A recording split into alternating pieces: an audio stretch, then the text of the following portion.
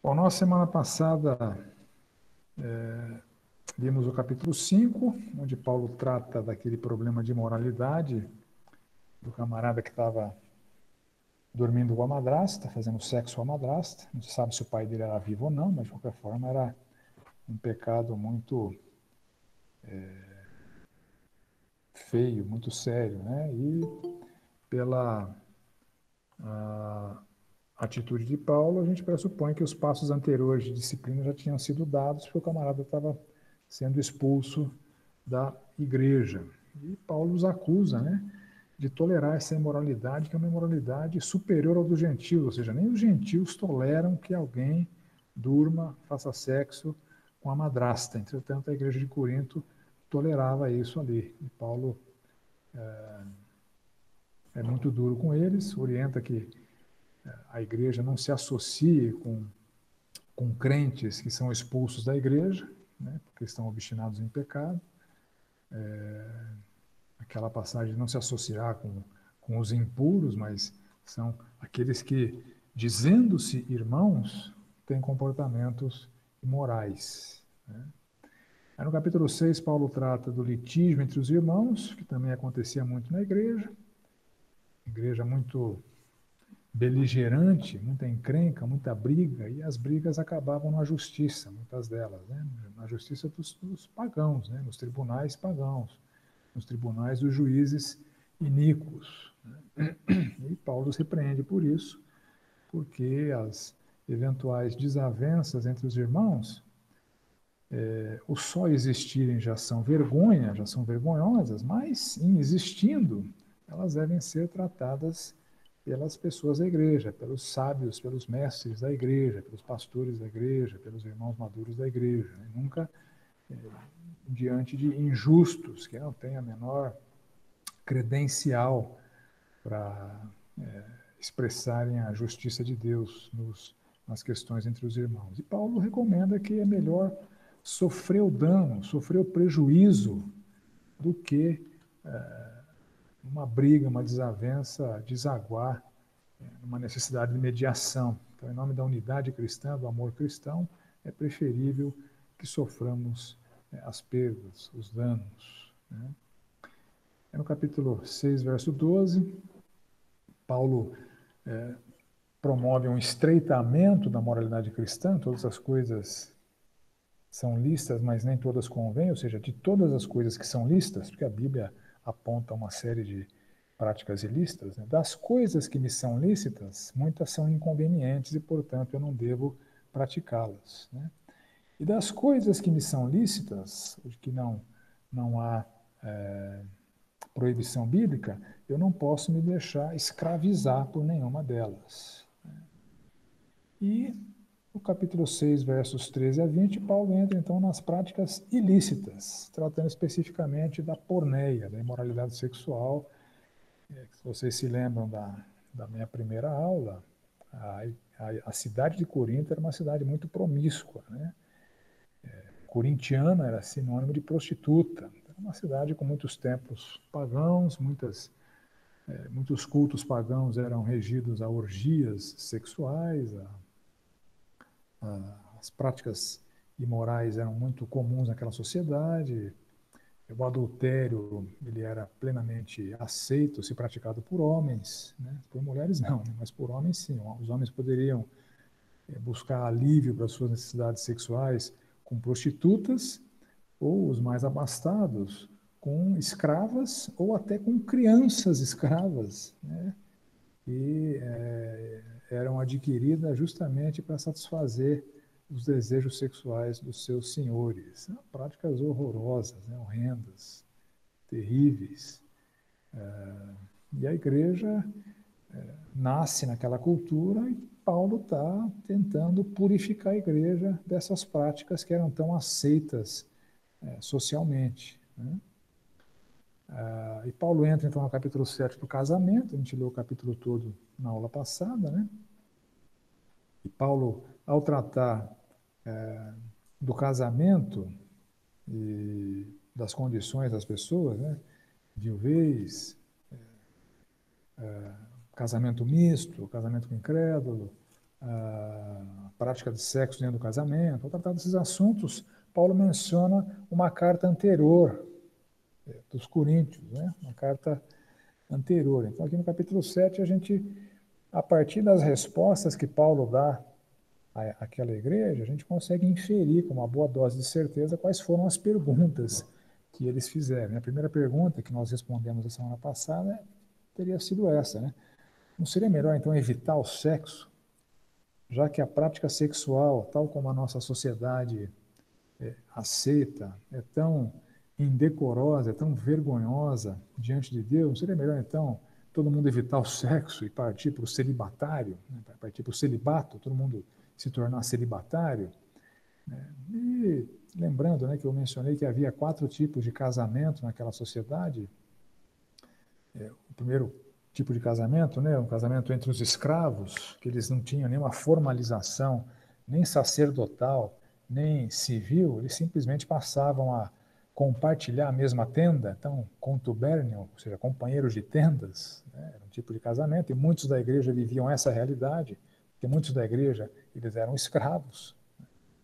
Um segundo tipo de casamento era o casamento perusum, né, ou por uso, que é semelhante ao nosso concubinato. Então, pessoas romanas, né, não escravas, né, cidadãos romanos, passavam a viver juntos e, a partir de um certo período, eles já eram considerados casados, sem a necessidade de nenhuma formalização, nem com a presença sacerdotal e nem civil. Um terceiro tipo de casamento era o coêmptio, ou por aquisição. Um pai podia vender o direito de alguém casar com a sua filha. Então, o marido comprava o direito de casar com aquela pessoa. Ela não se tornava escrava dele, né? Mas era um casamento mediante uma compensação financeira para os pais da noiva.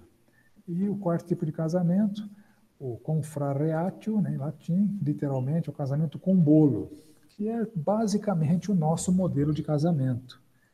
O nosso modelo de casamento atual, a noiva com véu e grinalda, com buquê de flor, com anel na mão esquerda, etc. Tudo isso tem bases pagãs e não cristãs, né? A Igreja Católica Romana adotou esse modelo de casamento a partir do Império Romano. A Reforma Protestante não mexeu nele, então nós permanecemos com esse modelo de casamento, literalmente casamento com bolo, né? Confrareatio com bolo. Então, o bolo da festividade, era um casamento com a presença sacerdotal, um processo formal de casamento entre 2 cidadãos romanos. Então, nesse ambiente, com esses tipos de casamento, naquela sociedade com tantas distorções e aberrações na prática sexual, a segunda pergunta que surge é a seguinte: o sexo sendo imundo, não seria melhor evitar o sexo mesmo dentro do casamento? Então, a igreja, uma vez que deveria se purificar da prática sexual, muitos estavam ganhando essa compreensão equivocada de que o sexo em si é imundo, que o sexo em si é impuro. É uma compreensão equivocada que a igreja papal, né, a apostólica romana, ela carrega até hoje, né, carrega até os dias de hoje. Que o sexo deve ser usado exclusivamente para a procriação e nunca para o prazer. O sexo para o prazer é alguma coisa impura, imunda. E essa compreensão equivocada estava permeando ali aquela igreja. Então, aparentemente, o que estava acontecendo é que alguns cônjuges, né, de maneira unilateral, decidiam parar de fazer sexo. Isso era muito nocivo porque isso empurrava o outro cônjuge para a porneia, né? Paulo, no versículo 7, ele expõe a vantagem que ele via em não estar casado. Paulo não estava casado nessa época. Provavelmente ele era viúvo. Provavelmente viúvo porque ele foi um membro do Sinédrio e membros do Sinédrio precisavam ser casados. Então, Paulo ficou viúvo, provavelmente, não se casou mais, e ele via vantagens em permanecer solteiro por conta da angustiosa situação que ele vivia, de perseguição, de luta, de viagens constantes, né? Então ele menciona: eu gostaria que todos os homens fossem como eu. No entanto, cada um tem de Deus o seu próprio dom, um na verdade de um modo e outro de outro. Ou seja, o celibato ele requer que a pessoa tenha o dom. O celibato, diante do risco de exposição à porneia, ele é uma coisa má, ele deve ser evitada. Ele deve ser evitado, né?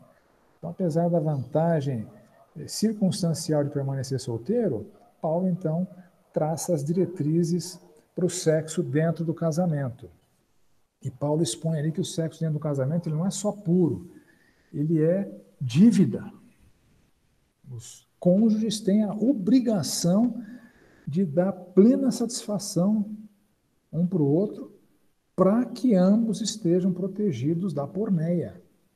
Então, o sexo dentro do casamento ele é puro, ele é santo, ele é necessário, ele deve ser considerado como uma dívida de um cônjuge para com o outro. Ambos devem estar plenamente supridos e assim protegidos contra a imoralidade sexual. Então, o que Paulo está dizendo aqui nada de satisfazer seus desejos com concubinas, com prostitutas, com prostitutos, com crianças escravas e etc. O sexo deve ser praticado exclusivamente dentro das fronteiras do casamento.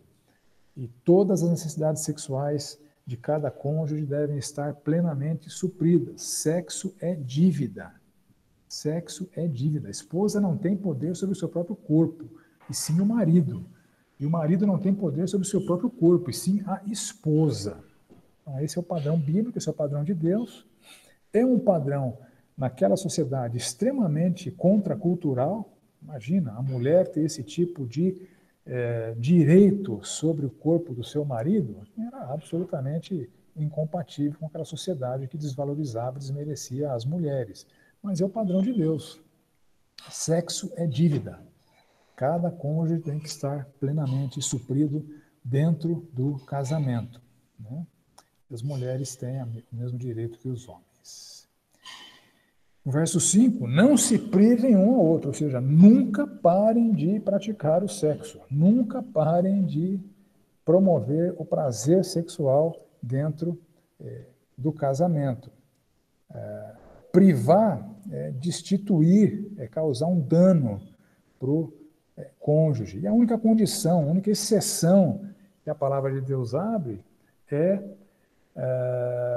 demanda 3 condições. Se houver mútuo consentimento, se não houver mútuo consentimento, não pode parar. Segunda condição é por um breve período de tempo, então a abstinência sexual não pode ser prolongada. E a terceira condição é somente para se concentrar em oração. Alguma coisa mais ou menos assim. Vamos combinar que nas próximas 3 noites não haverá sexo, porque eu vou ficar orando, né, das 5 até as 3 da manhã. É a única cláusula de exceção a essa dívida que os cônjuges têm um para com o outro dentro do casamento. Então, não podem, os cônjuges não podem se privar do sexo. Aí no verso 6, Paulo fala, eu digo isso como concessão e não como mandamento. Ou seja, eu não estou mandando vocês fazerem isso, eu não estou mandando vocês pararem de fazer sexo para se dedicar à oração. Eu estou permitindo a abstinência somente nessas 3 condições. Isso que Paulo está dando como concessão e não como mandamento. Se forem parar de fazer sexo, essas 3 condições têm que estar plenamente satisfeitas. Mútuo consentimento, curtíssimo período de tempo e só para se dedicar à oração. Não há outra razão para que os casais parem de fazer sexo. Então, a falta de sexo, né, segundo o verso 5, é uma armadilha para Satanás, né, que vai empurrar o cônjuge não satisfeito dentro do casamento para a porneia, e é contra a porneia que a Bíblia está sendo tão enfática aqui na carta de Paulo para aquela igreja, né? Então, a Bíblia de maneira nenhuma é contra o sexo dentro do casamento heterossexual. A Bíblia é contra a imoralidade sexual. Então, o sexo é uma bênção, deve ser desfrutado na sua plenitude dentro das fronteiras de um casamento monogâmico entre um homem e uma mulher. Esse é o padrão bíblico. Terceira pergunta, que a gente infere a partir das respostas. Aqueles que já foram casados deveriam permanecer solteiros? Né? Então, aqueles que já tiveram experiências sexuais e estão solteiros devem permanecer assim. Aqui nos versos 8 e 9, solteiro é o agamos, né? Contempla tanto aqueles que nunca foram casados como aqueles que já foram casados, estão solteiros ou por divórcio, né? Ou no caso de escravos, né? Por uma separação forçada, né? O senhor vendeu um dos cônjuges, né? O casamento acabou. Né? Então a pergunta aqui, será que a gente deve permanecer solteiro uma vez que a gente está descasado? Né? E Paulo fala que não, que é melhor casar do que arder em desejos. Então, o risco que deve ser evitado é o risco da imoralidade sexual. Se permanecer solteiro vai dar margem para Satanás viabilizar a porneia na vida da pessoa, a pessoa deve buscar o casamento. Né? Essa que é a abordagem de Paulo. Os virgens, os que nunca se casaram, vão ser tratados a partir do verso 25, mais para frente. Então, aqui o agamos são aqueles que estão solteiros, né? Que já foram casados. Ok, já falei, melhor casado que viver abrasado, né? Tá, quarta pergunta. Quando o divórcio é permitido? Quando que o divórcio é permitido? Naquela sociedade, o casamento era alguma coisa absolutamente descartável. Pessoas se separavam pelos motivos mais banais e toscos, né? Há registros de mais de 30 casamentos de uma pessoa naquela época. Realmente, a instituição casamento era uma instituição plenamente descartável naquela sociedade. Então, Paulo, aqui nos versos 10 e 11, Paulo cita a ordem de Jesus: aos casados ordeno não eu, mas o Senhor. Então, aqui, quando Paulo faz a diferença, ordeno não eu, mas o Senhor, e não ordeno o Senhor, mas ordeno eu, não há uma diferença entre o peso ou o valor da ordem. É simplesmente uma questão de citar a fonte. Então, aqui Paulo está dizendo: sobre os casados, o Senhor Jesus falou isso, que a mulher não se separe do marido. O Senhor Jesus falou lá em Mateus 5, Mateus 19 e Marcos 10, que o casamento é indissolúvel. O que Deus uniu, não separe o homem. Uma vez casados, não se separem. A única exceção que o Senhor Jesus abre em Mateus 19 e em Marcos 10, deixa eu ver Marcos 10 aqui,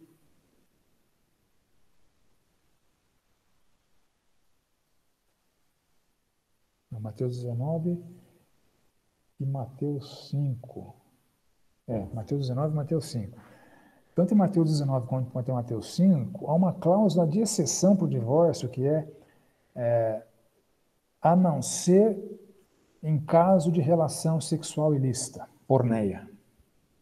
Então o Senhor Jesus fala: não se separem, a não ser em caso de relação sexual ilícita. Então a porneia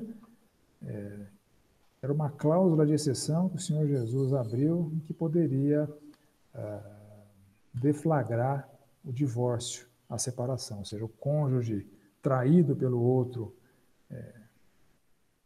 por conta do pecado da porneia tem o direito de não querer permanecer casado com alguém que pratica a imoralidade sexual.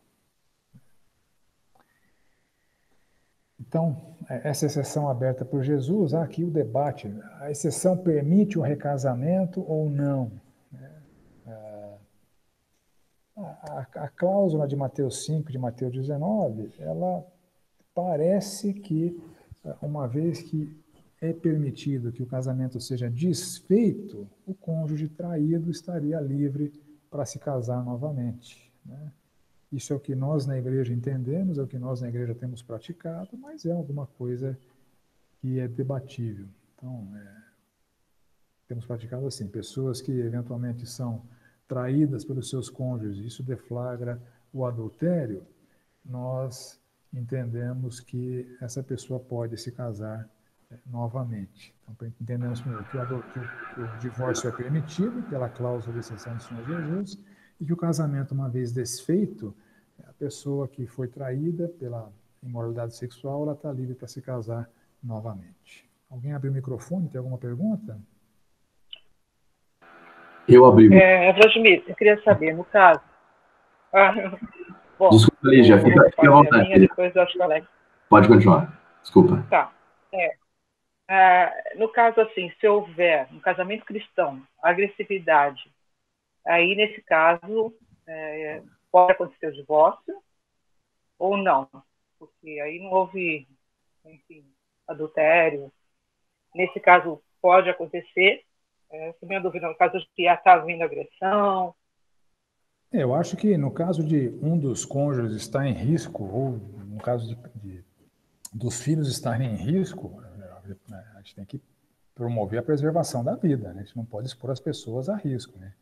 Então, nesse caso, embora eu não veja uma exceção aberta pelo Senhor Jesus, nem por Paulo, eu acho que o bom senso nos indica, e também é isso que nós temos praticado, né, nos casos que nos chegam no gabinete pastoral, em que a integridade física deve ser mantida. Agora, nesse caso, no caso de separação por conta de risco, aí não há possibilidade de recasamento, porque a cláusula de exceção é explícita quanto à porneia.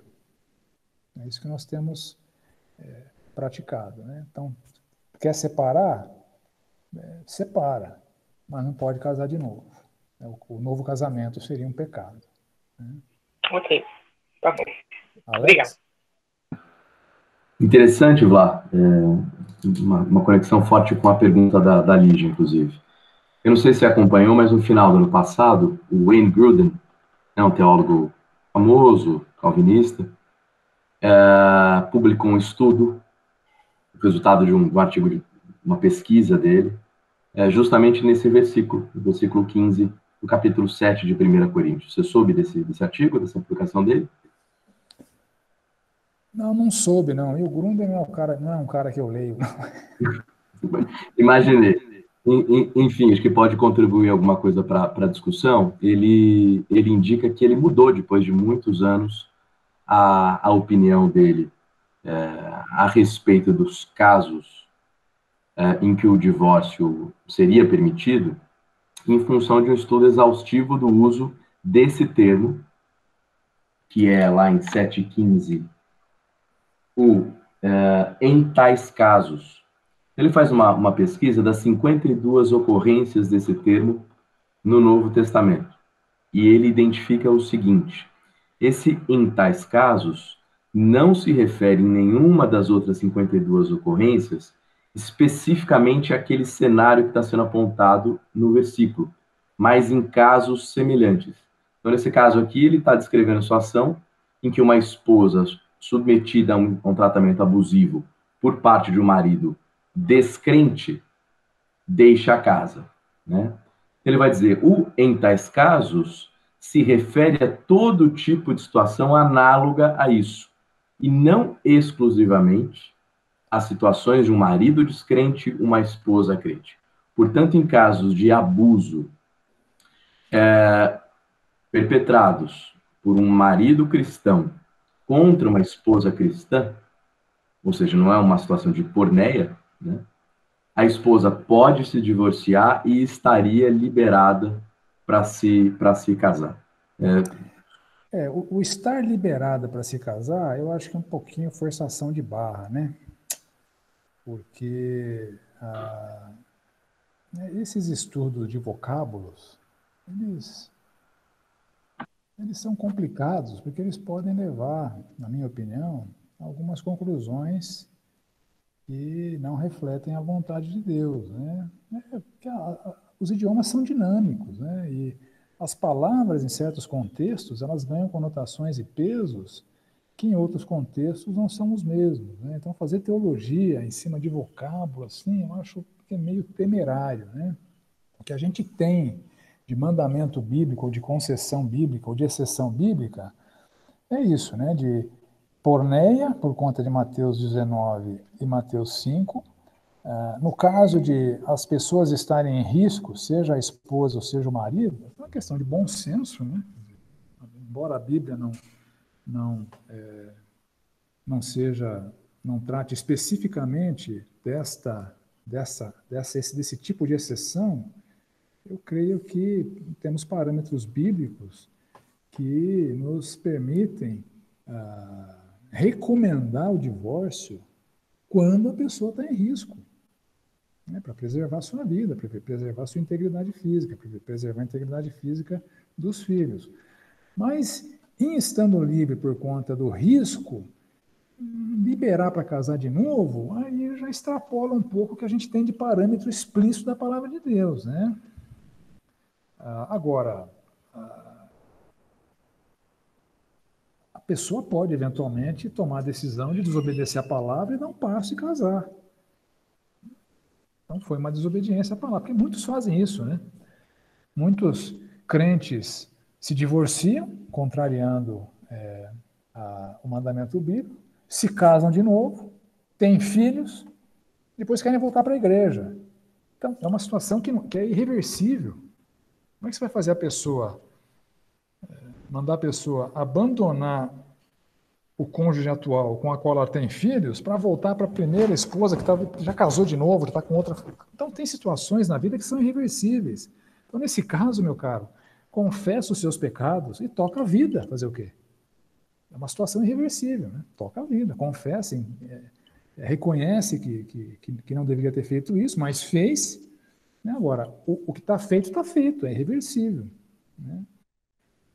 Então, existem muitas... Se a gente for contabilizar todas as possibilidades de combinações, né, de casos, a variedade de casos é muito grande. Muito grande. Então, a pessoa vem para o pastor, eu quero largar do meu marido. Por quê? Porque ele está me batendo. Ok, pode largar. Pastor, eu quero casar com outra pessoa. Não, peraí, casar não pode, né? Porque o Senhor Jesus só permitiu o novo casamento por conta de porneia. Você largou do seu marido, não foi por porneia, foi por violência, né? Então, a gente não tem a cláusula de exceção que permite um novo casamento nesse caso, né? Mas essas questões são bem debatíveis, né? Elas são muito, muito complexas e cada caso é um caso, né? A gente tem aprendido com o passar do tempo na igreja, com os diversos casos que nós temos aconselhado. Essa situação que eu mencionei, por exemplo, a pessoa chega na igreja com o segundo casamento, ela se divorciou enquanto crente.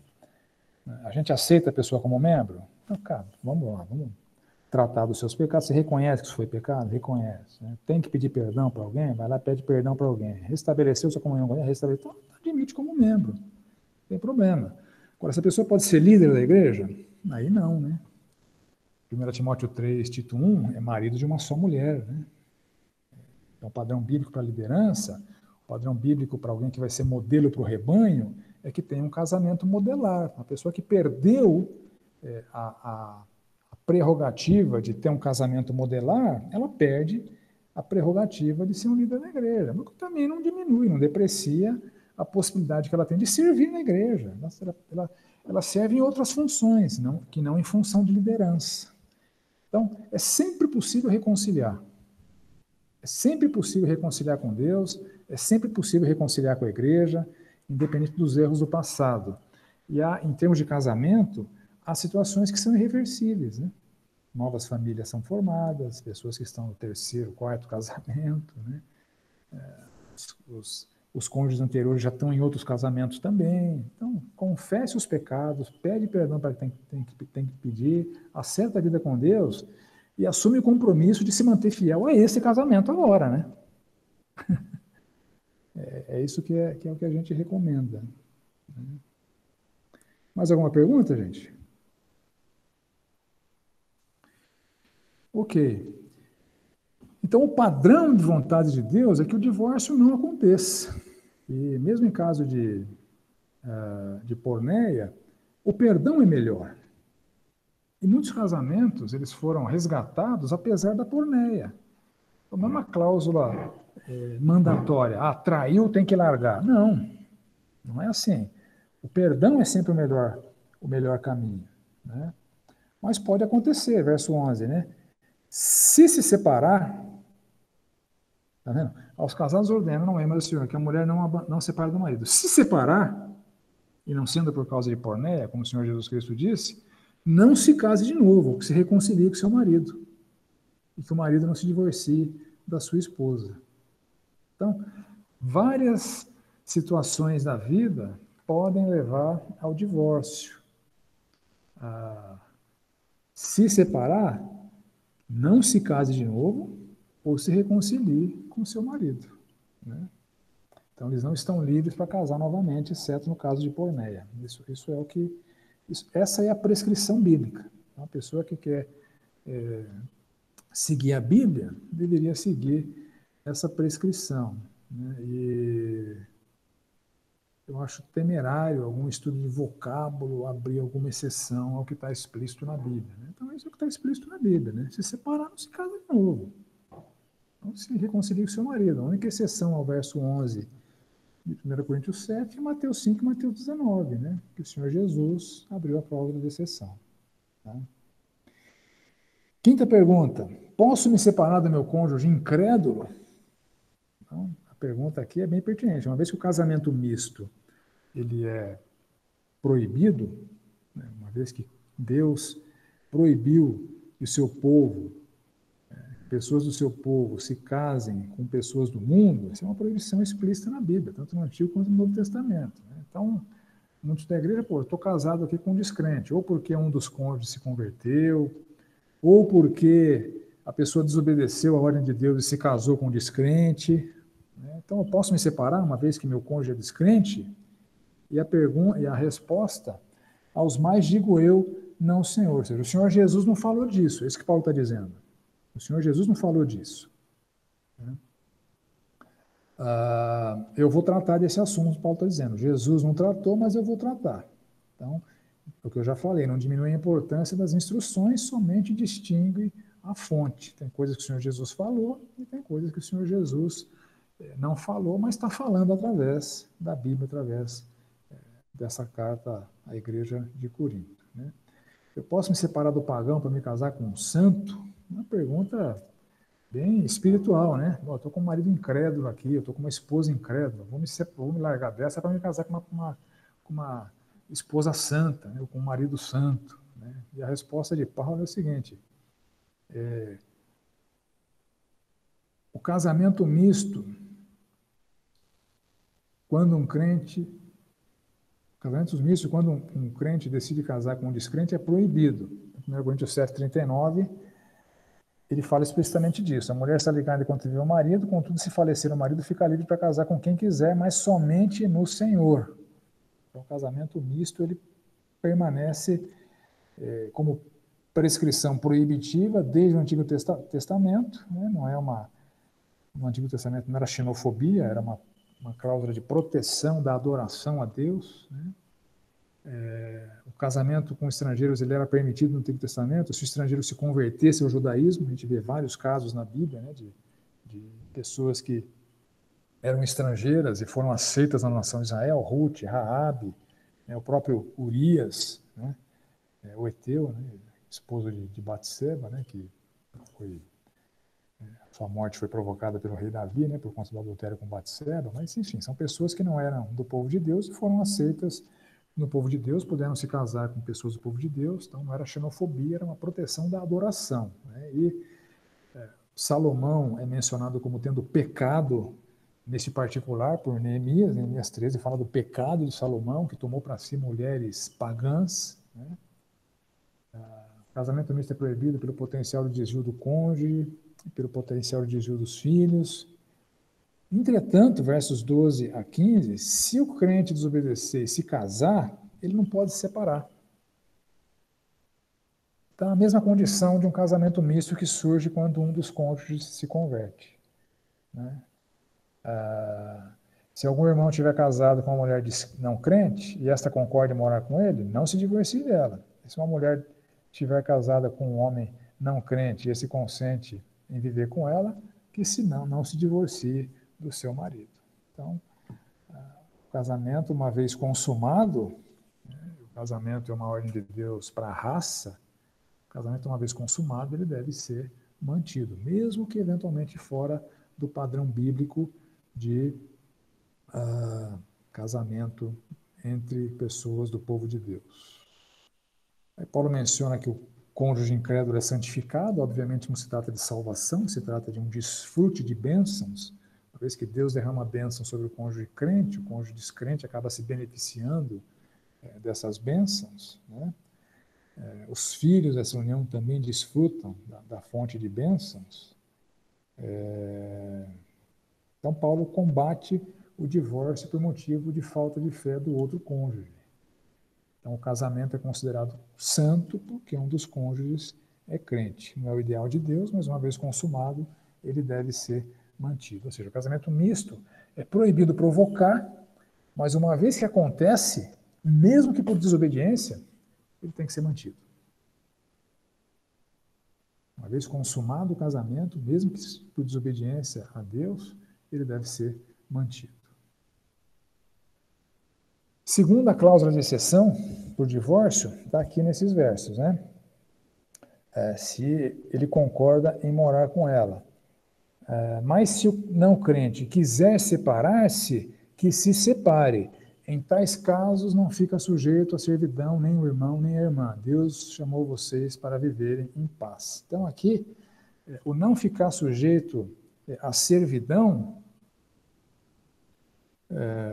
entendemos que a pessoa está livre para se casar novamente. Se a pessoa for abandonada por um cônjuge descrente, ela está livre para se casar novamente, à luz do que nós entendemos aqui de Mateus 7, 15. Ok? Tá claro, gente? Sexta pergunta. Devo forçar o meu cônjuge incrédulo a permanecer comigo, pois eu posso levá-lo a Cristo? Eu pergunto o contrário, né?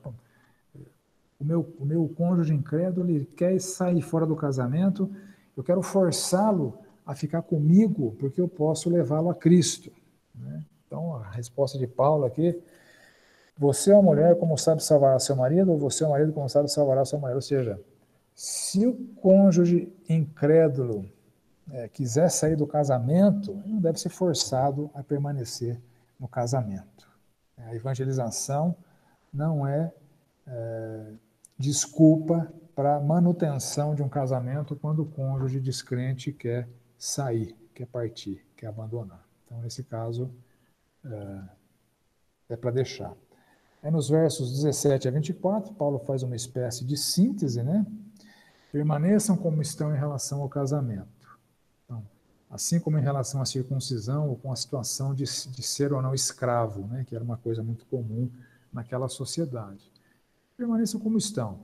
Nada disso afeta o senhorio de Cristo. No caso de escravo, se tiverem a oportunidade de ficarem livres, aproveitem. Se não, sirvam ao Senhor sendo escravos.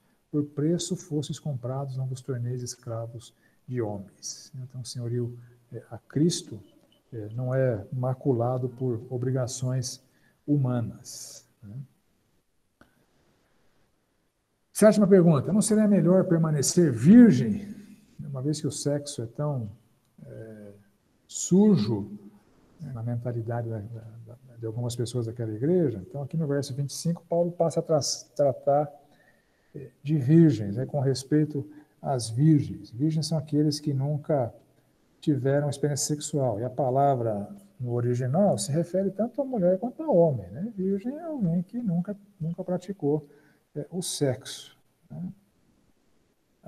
Verso 25, não tem o mandamento do Senhor. De novo, embora Cristo não tenha falado especificamente sobre isso, né, a autoridade apostólica permanece nas palavras de Paulo. Então, por conta da angustiosa situação presente, permanecer sem família é melhor por causa do contexto de perseguição, de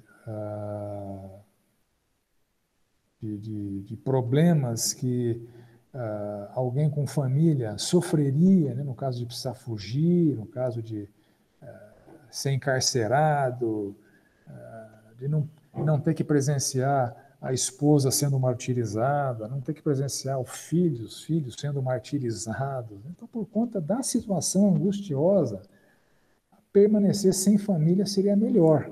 por causa daquele contexto. Mas se você está casado, permaneça assim.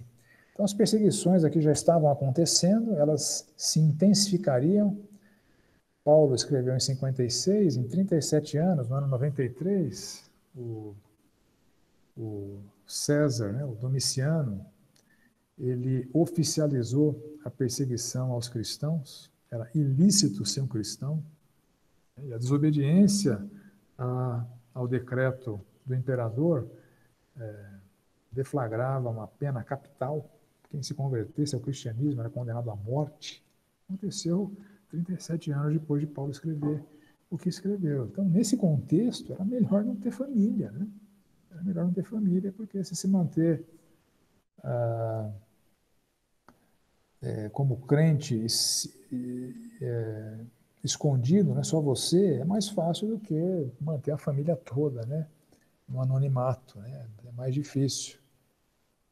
Então, Paulo está dizendo o seguinte: considerando aquilo que já acontece, aquilo que acontecerá, melhor não estar casado. Né? Mas se alguém se casar, não está pecando. Né? No verso 7, Paulo falou que o dom do celibato é necessário para uma pessoa permanecer solteira, porque senão ela vai ser empurrada para a porneia. Então, é melhor ela se casar. Então, as angústias sendo maiores, Paulo queria poupar a igreja das angústias que ele próprio sofria, que a igreja passaria a sofrer também. Né? Ok. Acho que, em suma, é o que eu tinha preparado para esse tópico. E, oitava pergunta: não seria melhor conservar as nossas filhas virgens? Oitava pergunta, aqui especificamente é para filhas, né, para mulheres. E Paulo está dizendo o seguinte: tanto faz, se casarem, não pecam, se tiverem o dom para permanecerem virgens, na atual circunstância, é melhor. Essa é a resposta que Paulo dá, né? O que ele fala de se as circunstâncias o exigirem. No caso de escravos, era uma decisão dos seus senhores e não da pessoa. Se o seu senhor decidisse entregar a filha de um servo para o outro, ele deveria obedecer. Ou se a filha não tem o dom do celibato, se quiser se casar, deveria liberar a filha para se casar. E a nona pergunta: as viúvas podem se casar novamente? Então, Paulo já respondeu isso, mas ele decide reforçar. Ela está livre para se casar, o primeiro casamento terminou com a morte do cônjuge, mas ela só pode casar no Senhor, né? Somente no Senhor. Verso 40, será mais feliz se permanecer viúva. De novo, por conta das situações angustiosas do presente e por conta de ter maiores possibilidades ministeriais. Né? Ok, entramos então no capítulo 8, sobre o exercício da liberdade cristã. Vamos ler aqui. No que se refere às coisas sacrificadas a ídolos, sabemos que todos temos conhecimento. Conhecimento leva ao orgulho, mas o amor edifica. Se alguém julga conhecer alguma coisa, ainda não conhece como deveria conhecer. Mas se alguém ama a Deus, este é conhecido por ele. Quanto a comer alimentos sacrificados a ídolos, sabemos que o ídolo por si mesmo nada é no mundo, e que não há senão um só Deus, porque ainda que existam alguns que são chamados de deuses, quer no céu ou sobre a terra, como há muitos deuses e muitos senhores, para nós, porém, há um só Deus, o Pai de quem são todas as coisas e para quem existimos, e um só Senhor, Jesus Cristo, por meio de quem todas as coisas existem e por meio de quem também nós existimos. Entretanto, nem todos têm esse conhecimento. Alguns, acostumados até agora com o ídolo, ainda comem desses alimentos como se fossem sacrificados a ídolos. E a consciência destes, por ser fraca, vem a contaminar-se. Não é a comida que nos torna agradáveis a Deus, pois nada perdemos se não comemos e nada ganharemos se comermos. Mas tenham cuidado para que essa liberdade de vocês não venha de algum modo a ser tropeço para os fracos. Porque se alguém enxergar você que tem conhecimento sentado à mesa do templo de um ídolo, será que a consciência do que é fraco não vai ser induzida a participar de comidas sacrificadas a ídolos? E assim, por causa do conhecimento que você tem, perde-se o irmão fraco pelo qual Cristo morreu. E deste modo, pecando contra os irmãos, ferindo a consciência fraca que eles têm, é contra Cristo que vocês estão pecando. E por isso, se a comida serve de escândalo ao meu irmão, nunca mais comerei carne, para que não venha a escandalizá-lo. Então, até onde vai a liberdade cristã? E aqui Paulo está tratando de uma questão muito pertinente naquele contexto em que os banquetes idólatras eram muito comuns naquela cultura, né? E a pessoa se alimentava daquela carne numa postura cultual, de adoração a um Deus. No Antigo Testamento havia um código de conduta bem restritivo. Era proibido consumir qualquer coisa que tivesse sido oferecida para algum ídolo. No Novo Testamento, em Atos 15 e Atos 20, essa recomendação permanece. Abster-se das coisas sacrificadas a ídolos. Entretanto, quando Paulo escreve aos Coríntios, ele mantém o princípio no capítulo 10, versos 19 a 21, nem o ídolo, nem o sacrifício tem valor para o crente, tais sacrifícios são para demônios, né? Onde está dizendo que aquelas carnes são sacrificadas para demônios, e Paulo não quer que as pessoas se associem com demônios, um crente não pode participar da mesa do Senhor, da mesa dos demônios, mas ele abre concessão um pouco mais para frente, nos versos 27 a 33, comam de tudo que for servido. Naquele contexto não havia açougue que tivesse carne que não fosse sacrificada para ídolos. Provavelmente a carne que as pessoas consumiam em casa, o animal foi abatido lá como sacrifício para algum deus pagão. E Paulo fala, você vai jantar na casa de alguém servirem carne? Come. Né? Come sem perguntar, mesmo que tenha sido sacrificada a ídolo. Agora, aqui no capítulo 8, Paulo está abrindo uma condição, né? Ele está impondo uma condição que é a condição de respeitar a consciência daquele que é mais fraco. Então, essa consciência de que o demônio não é nada, que a carne, uma vez foi sacrificada para o demônio, ela pode ser consumida porque não vai me afetar. Mas uma pessoa mais frágil na fé pode ser levada a pecar pela atitude de alguém mais maduro na fé.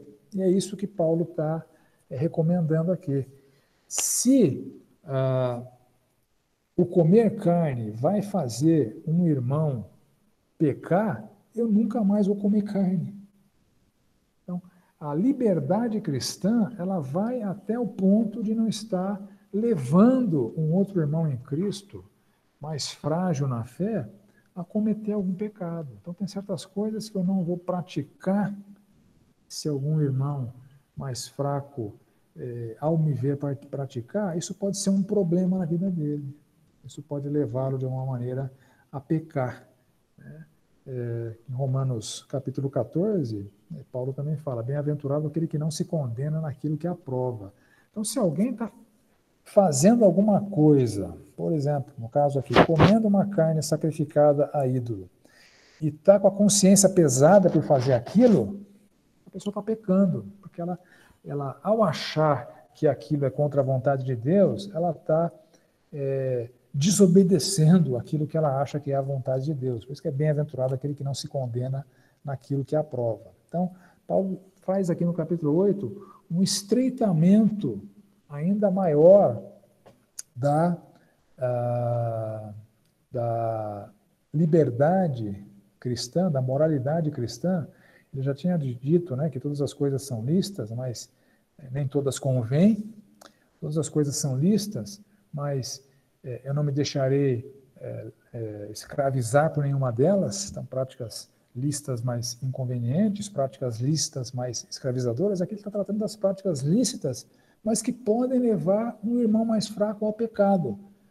Então, na ânsia de manter a santidade de um irmão em Cristo, eu vou cercear a liberdade que eu tenho em prol daquele que é mais fraco na fé, mais débil na fé. No capítulo 14 de Romanos, Paulo também trata disso. Né? Lá ele está tratando também de comidas sacrificadas a ídolos. Né? Ele fala ali que o débil, né, o mais fraco na fé, ele come legumes, ele não come carne, porque ele fica com a consciência pesada ao saber que aquela carne é sacrificada a ídolo, e ao consumir aquela carne, como ele consumia quando era pagão, ele consumia aquela carne numa atitude de adoração a um Deus, ele, enquanto crente, ele não consegue consumir aquela carne sem manter aquela atitude de adoração àquele Deus. Então ele opta por comer legumes. Por outro lado, as outras pessoas comiam a carne e não eram remetidas à adoração aos falsos deuses. Paulo está dizendo lá o seguinte, o irmão débil na fé, ele deve ser tolerado, por amor ele deve ser preservado de pecar. Então, se eu vou comer carne e vai levar um irmão mais débil na fé a cometer o pecado da idolatria, eu não como carne. É isso que Paulo está tratando aqui e está tratando também em Romanos 14. Então, a liberdade cristã, ela vai até o ponto de não levar um crente mais infantil, um crente mais imaturo, a tropeçar, a pecar. Né? Acho que um exemplo atual, né, dos dias de hoje é a questão de bebida alcoólica. Né? Tem pessoas que vieram no contexto de alcoolismo, né? Se converteram, acabaram se libertando do alcoolismo. Hoje a pessoa pratica abstinência de bebida alcoólica. Então, essa pessoa que foi tão prejudicada, teve a família tão prejudicada pela bebida, a bebida é um problema para ela. Né? Então, você vai ter um jantar em casa, você vai chamar essa pessoa para o jantar, você não vai servir vinho. E o vinho é um problema para aquela pessoa. Não tenho liberdade de tomar vinho? Tenho liberdade de tomar vinho. Mas se o vinho vai causar problema para alguém, você não bebe vinho, você não serve vinho, e assim por diante. Né? Então é disso que está tratando o capítulo 8 aqui. A nossa liberdade, ela vai até o ponto de não levarmos algum irmão em Cristo a praticar pecado. Alguma dúvida, gente?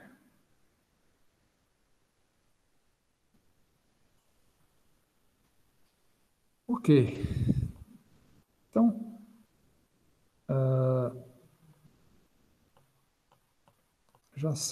tem 2 minutos para 7, acho que não vai dar nem para começar o capítulo 9. O capítulo 9 eu deixo então para semana que vem. A gente começa o capítulo 9 na semana que vem. Tem algum assunto que vocês acham que precisa falar um pouquinho mais? Alguma consideração que alguém queira fazer? Alguma contribuição que alguém queira dar em algum tema que foi abordado aqui? É água, viu? Que passarinho não bebe? Não, essa é água com gás, água com bolinhas, segundo a minha neta. Né? Eu acomodei para ela cuspiu aqui, né? Então, se ela bebendo água com bolinha, ela fala, água com bolinha. Esse tema da liberdade é algo interessante e que nos coloca em plena oposição àquilo que a cultura estabelece hoje, né, Vlá? Porque a liberdade na perspectiva cultural hoje é a possibilidade de fazer tudo aquilo que eu desejo, porque vai me trazer felicidade. Né? A felicidade é vista através do caminho da liberdade, e a liberdade, por sua vez, é vista com a possibilidade de fazer tudo sem qualquer oposição. Enquanto para o cristão, a nossa liberdade é mediada pela virtude. Né? A liberdade não é a possibilidade de fazer tudo que eu quero. Eu tenho a liberdade de escolher aquilo que é mais virtuoso, que é mais nobre, que é melhor para o meu irmão. Esses dias, meditando lá em Filipenses 2:3, né, que fala, considero o interesse do outro superior, interessante notar, né? Não quer dizer que a gente não vai ter interesse. Nós temos interesses. Muitas vezes isso é difícil para a gente, porque a gente considera o seguinte, eu não tenho que ter interesse nenhum, não tenho que ter vontade nenhuma, só o outro tem que ter vontade, né? Eu tenho que me desfazer de todas as minhas vontades. Não é isso. Né? Eu tenho interesses. A questão é que quando esses interesses muitas vezes são conflitantes, eu, ainda mantendo os meus interesses, eu digo, seus interesses nessa situação vão ser priorizados. É meu interesse num jantar italiano tomar vinho, né? Eu gosto. Acho que combina, vai bem. O pecado é tomar vinho ruim, né? Não tomar vinho. Agora, se eu tenho alguém que vai se escandalizar, justamente uma situação assim, alguém que vem de um histórico de alcoolismo na família, o interesse daquele irmão é superior ao meu interesse, ainda que meu interesse seja legítimo. Né? Sim. E mesmo que a convicção do irmão mais fraco seja equivocada, a gente vai respeitar. É o que Paulo trata explicitamente disso em Romanos 14. Né? Não vem ao caso, né? A Acolher dificuldade que é teológica do irmão não vem ao caso, né? exatamente, não, é um problema para ele? Não faça. Não faça. Né? Em nome do amor. Porque é o princípio de Filipenses, cada um considera o outro superior a si. Né? O princípio de Efésios, né? Sujeitem-se uns aos outros. Então, a liberdade cristã vai até o ponto de não ser prejudicial de nenhuma maneira a um irmão em Cristo, mesmo que ele tenha a teologia equivocada na questão de bebida alcoólica, por exemplo. Ele acha que é pecado, que ele ou tem problema por conta de histórico de alcoolismo. É mesmo, qualquer que seja o motivo, a gente vai respeitar a convicção equivocada do irmão e não vamos provocar tensões, embates, discussões. Né? Enquanto eu estou na presença de certas pessoas que têm problema com isso, eu não vou consumir. Eu, pessoalmente, não bebo nada, né? Não consumo nada. Mas não vejo na Bíblia uma proibição para se consumir bebida alcoólica. Não existe essa proibição. Quem fala que tem, está indo além da Escritura. Eu já ouvi muita barbaridade a esse respeito. Né? Eu não sou um defensor da bebida alcoólica. Né? Pelo contrário, se alguém me perguntar, você acha que eu devo beber? Eu vou dizer, não bebe não. Não bebe não. Você pode se viciar, pode te fazer mal, não bebe não. Mas eu gosto. Não, se você gosta, eu não vejo proibição na Bíblia. A Bíblia proíbe a embriaguez, né? Não vos embriagueis com vinho, e a Bíblia condena a habitualidade. Não se torne um paroinos, né? Um amigo do vinho. Não me embriago, mas eu bebo segunda, terça, quarta, quinta, sexta, sábado e domingo. Isso é ser amigo do vinho. Então, a Bíblia condena as duas coisas, né? É o que eu vejo. Mas a bebida, em certos círculos, ela é demonizada. Eu já ouvi pregadores dizendo que quando Jesus transformou água em vinho ali nas bodas de Caná, ele fez um suco de uva maravilhoso. Uma bobagem. Vinho é vinho. Vinho sempre foi vinho. Vinho é um processo de fermentação que gera álcool. O subproduto da fermentação é o álcool. Em Salmos, né, o salmista fala que Deus fez o vinho para alegrar o coração do homem. Então, esse efeito da bebida é alguma coisa feita por Deus. Então, se consumido dentro dos limites da santidade, não tem problema nenhum. De novo, o que a Bíblia condena é a embriaguez e a habitualidade. Fora disso, não vejo problema. Né? Mas tem gente que tem problema, tem gente que, acho que uma herança da lei seca americana, né? Muitos missionários vieram daquele contexto onde a bebida alcoólica era proibida, era ilegal.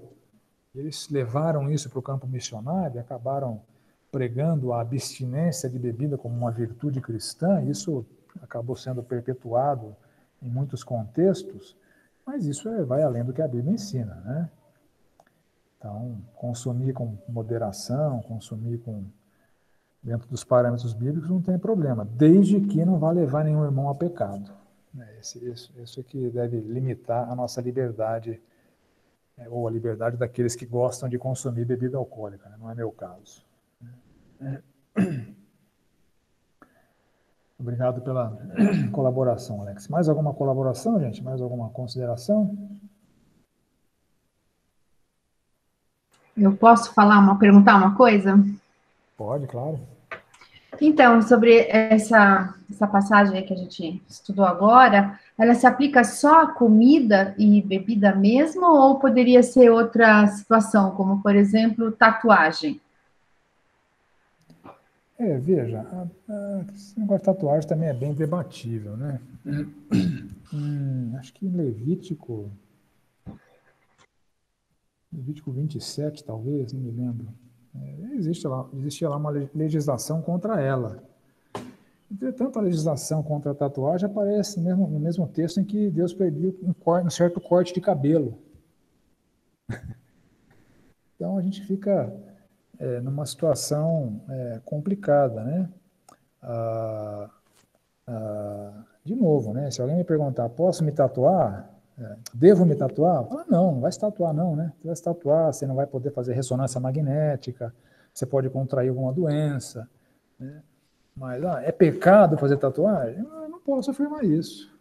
Não tenho parâmetro bíblico para afirmar isso, apesar da lei da teocracia de Israel, me parece que aquilo no Novo Testamento, de alguma maneira, foi abolido, né, como várias outras leis, né, como corte de cabelo, por exemplo, né, o tamanho de barba, etc. Né? Mas,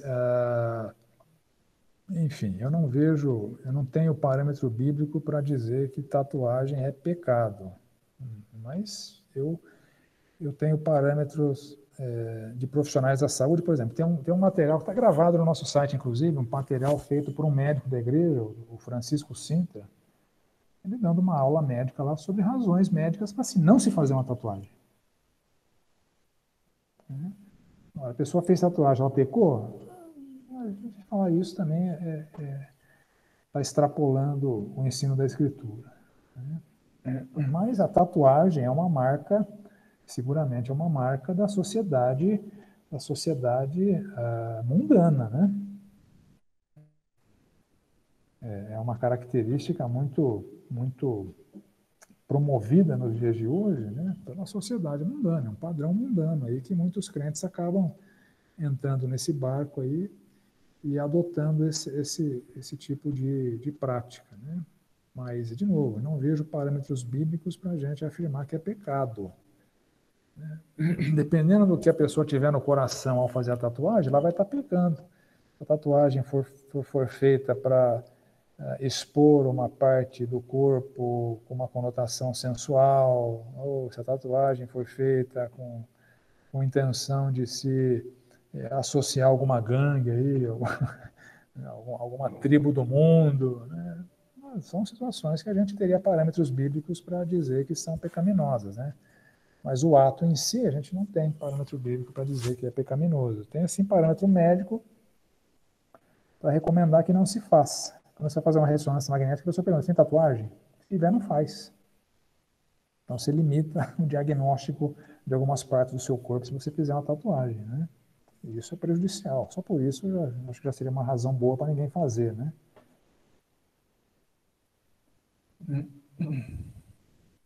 Mais alguma colocação, gente? Vladimir, Pode falar. bom, isso é uma coisa assim que já me perguntaram, mas eu queria saber de você. No caso, a gente tem a Bambini aí, né? Que eu acho que isso. Você está colaborando, você está ajudando. Como você responde a isso, no caso, quando a gente compra e usa, enfim, e você sendo crente e está dando os 10% lá para uma instituição? Veja, eu entendo que a gente está no mundo, consumindo produtos do mundo, que são produzidos por pagãos. Não interessa se o pagão é espírita, se o pagão é ateu. Qual a diferença? Né? Agora, de novo, né, à luz de Romano, de 1 Coríntios 8, tem gente que tem problema por saber que ali atrás rola um centro espírita. Né? Então, se tem problema, não consome. Bem-aventurado aquele que não se condena naquilo que aprova. Eu não vejo problema, eu acho o pão deles uma maravilha. O pão do a gente vira e mexe, a gente compra pão no Bambini lá.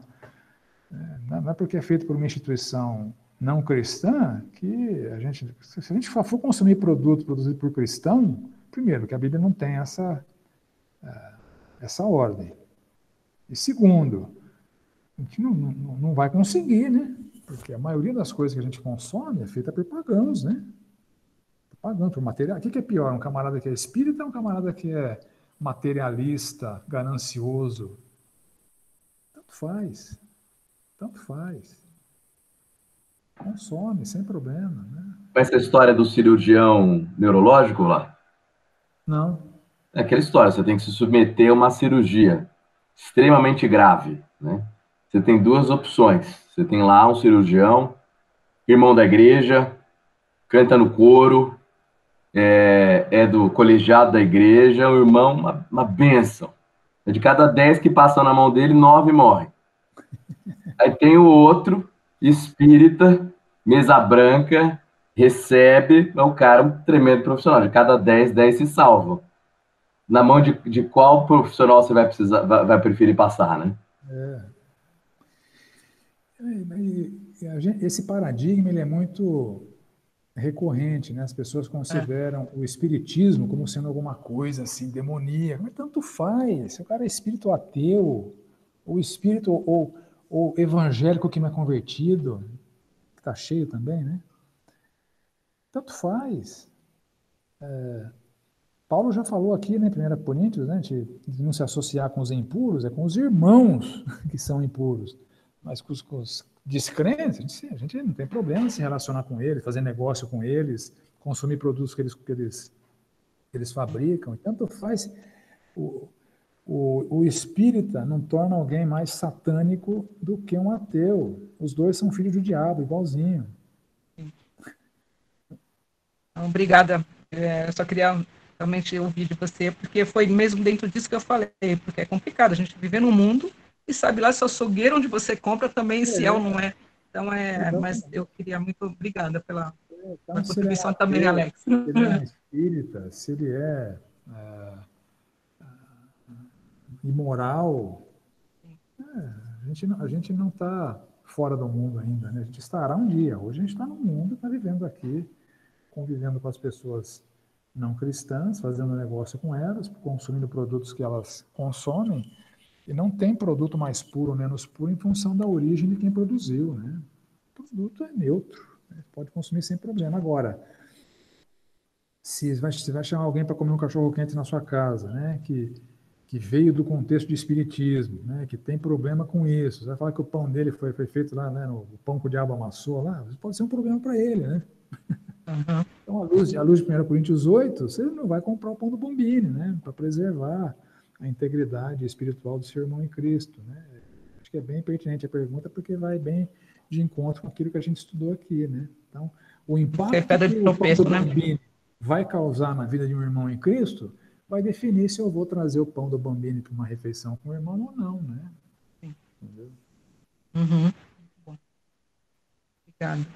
E que nem um amigo meu falava, né? Pô, vai fazer pão bom assim lá no inferno.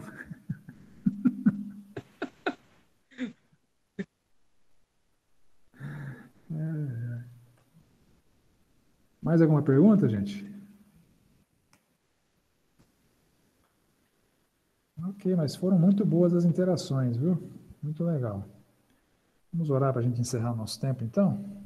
Alguém poderia orar para a gente? Só aproveita aí na oração, agradece pela cirurgia da Sara, né, da minha neta, que foi feita na terça-feira. A cirurgia foi um sucesso. A recuperação dela está sendo fenomenal. Muito motivo de gratidão ao Senhor, né? Para quem não sabe, ela nasceu com uma cardiopatia que requereu uma intervenção cirúrgica. E essa intervenção é uma cirurgia de alto risco, né? Peito aberto, abre o coração, interrompe o coração para, coloca a criança numa máquina, circulação extracorpórea, uma cirurgia de altíssimo risco, né? Que pode deixar muita sequela neurológica, pode dar um monte de coisa errada, mas pela graça de Deus correu tudo muito bem. Hoje estive com ela no hospital, tá como se não tivesse feito a cirurgia, tá brincando, interagindo, rindo, tá. Se soltar no chão, ela sai gatinhando, tenho certeza.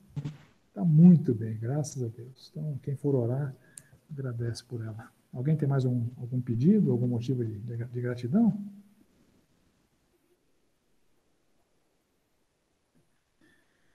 Ok, quem pode orar para a gente? Eu posso orar. Obrigado. Pai querido e bondoso, nós te agradecemos, Senhor. Te agradecemos por esse tempo, Pai, aqui, de aprendizado, de aprender e debruçar, Pai, e poder saber, Pai, o caminho que a gente pode, dentro da Tua palavra, ser exemplos, Pai, para nos dê sabedoria, o conhecimento da Tua palavra cada vez mais, que a gente tenha essa sede, Pai, da Tua palavra, para que a gente possa, Senhor, fazer diferença no meio onde a gente vive, Pai. Refletir, Senhor, a Tua glória, o Teu amor, através de nós, Senhor. Ajuda, Pai, a sermos instrumentos, Senhor, nos capacita, porque nós precisamos de Ti, da Tua graça, Senhor, para que a gente possa realmente ter conhecimento daquilo que a gente pode fazer de diferença na vida do nosso próximo. Eu agradeço, Senhor, por essa graça, Pai, por esse resultado, Pai, dessa cirurgia, Senhor, que surpreendeu a todos, principalmente, Pai, do Teu corpo, Pai, da igreja, resposta, Senhor, às nossas orações, Senhor. Obrigada por Teu amor, obrigada, Pai, por tudo aquilo que o Senhor tem feito na vida da Sarinha, Pai, que o Senhor fez, naquilo que também que os médicos puderam vir, Pai, da Tua igreja, orando, enfim, meios que o Senhor usa, Pai, através da vida do Paulinho, da Raíssa, de todos ali, Senhor. Agradecemos, Pai, porque o Senhor é misericordioso, o Senhor tem sempre nos surpreendido, Pai, a cada dia que a gente pede, entrega, e a gente sabe, Pai, que o Senhor, dentro da Tua vida, Pai, o Senhor concede graça, Pai. Obrigada, Senhor, por tudo que o Senhor tem feito, obrigada pela recuperação dela, obrigada, Pai, por em breve, Pai, ela está já voltando para casa, que o Senhor continue fortalecendo, Senhor, essa caminhada dela, paz, e tudo aquilo, Pai, que seja feito para a gente glorificar e honrar o Teu nome, Senhor. Eu agradeço por esse dia, por esse final de noite, que o Senhor nos conceda também uma boa semana, Pai. No nome do Teu Filho Jesus, Senhor, que eu oro e agradeço.